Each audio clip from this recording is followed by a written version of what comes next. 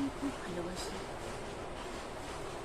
শুধু আমাকে জেদে বলে আমাকে অনেক কষ্ট দিয়েছে, তো অনেক কষ্ট এখনও দেয়। শুধু জেদের বয়সে ওকে আমি কিছু বলতে পারি না। আমি যা কিছু করি জেদ করে, অভিমান করে, কিন্তু সে আমার অভিমান রাখেনি। আমার কষ্ট হলে ও কষ্ট হয় না।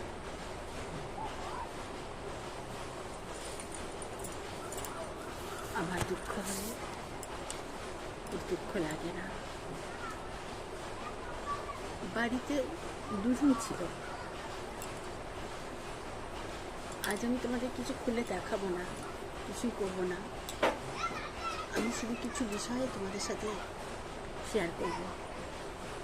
তোমরা বলো, যে মানুষটি আমায় ছেড়ে চলে গেছে, অন্য মেয়ে ছেলে নিয়ে খাটে শুয়ে থাকছে, জড়িয়ে ধরে, কখনো অনেক রকমের, কিন্তু যে মানুষটার সাথে আমার 18 বছর ধরে বিয়ে হয়েছে, সে আজ পর্যন্ত আমার সঙ্গে একটা ছবি অবধি তুলিনি।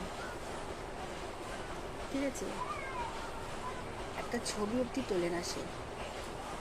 ছবি তুলতে গেলে আমি যদি ওকে বলি যে একটা ছবি তোলেন আমার সঙ্গে, বলে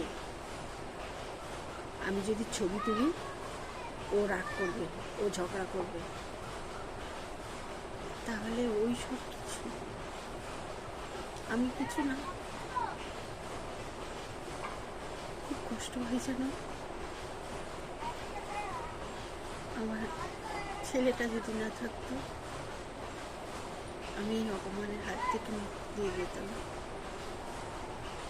আমার ছেলেটা তো এখনো বাচ্চা, ও আমার কাছে বড় হয়েছে। ও আমায় একটু না দেখলে ও থাকতে পারে না। শুধু বলে কোথাও যদি ভুল মা করে চিল্লায়, আমি তোর বাবা, আমি ওর বাবা। আর পাবলিক মানে আমার পাড়ার মানুষজন, ওরা আমার কষ্ট দেখে মজা পায়, কিন্তু আমার কষ্টটা ওরা বোঝে না। আমি যাই করে থাকি, যেটুকু করছি কাজের জন্য। আজকে আমাকে এই রাস্তায় কে এনেছে বলো? সম্পূর্ণ আমার হাজব্যান্ড। ও এনেছে, আর ওই মেয়েটা এনেছে আমাকে। আমাকে টানতে টানতে নিয়ে এসে ফেলে দিয়েছে। আজ আমি কেন এইভাবে সাজ পোশাক কেন করব? আর সব থেকে বড় কথা, আমার বর আমাকে বলে তুই সব থেকে খারাপ, তোর মতো খারাপ একটাও হয় না। আবার এটাও বলে নিজে ভালো হ। আরে তোরা তো দিনের পর দিন আমাকে কষ্ট দিচ্ছিস, দিনের পর দিন আমাকে অপমান করছিস। আমি যখন আমি চোখে দেখতে পাচ্ছি গলা জড়িয়ে ধরে বিছানায় শুয়ে আছে, সেই সব ভিডিও ইউটিউবে ছাড়ছে মেয়েটা, সব কিছু করছে। আমি যখন বলতে যাচ্ছি আরে তুই কি দেখেছিস, প্রমাণ দিতে পারবি? এ কেমন কপাল আমার।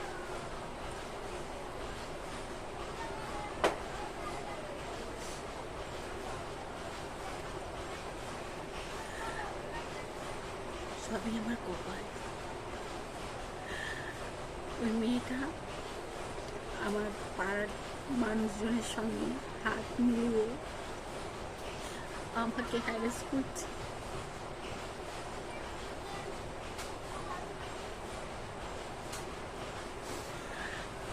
শুধু এখানেই শেষ না, সবাই আছে এর মধ্যে। আরে ওরা তো থাকবেই। নিজের স্বামীটাই তো ঠিক না, ও সব থেকে আঘাত করেছে। আমি বলবো ওই মেয়েটা তো সত্যি কথা বলছে, আমাকে যা যা বলেছে সব সত্যি, সব সত্যি বলে গেছে। আমি বিশ্বাস করিনি মেয়েটাকে, আমি ওই মেয়েটাকে বিশ্বাস করিনি। আমি শুধু বিশ্বাস করে গেছি শরতে নিচ্ছি, খুব মনে হয় বলবে।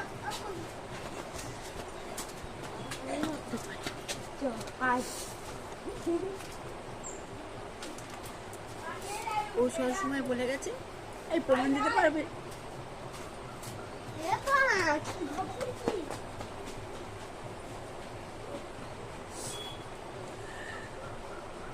কতদিন পরে বাড়ি এসেছে,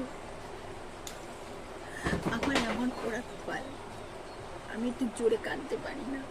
বাড়িতে আছে আমার আরো 20, আমি যে কাঁদবো আমার কান্না দেখে ওরা মজা পায়, সবাই মজা পায়।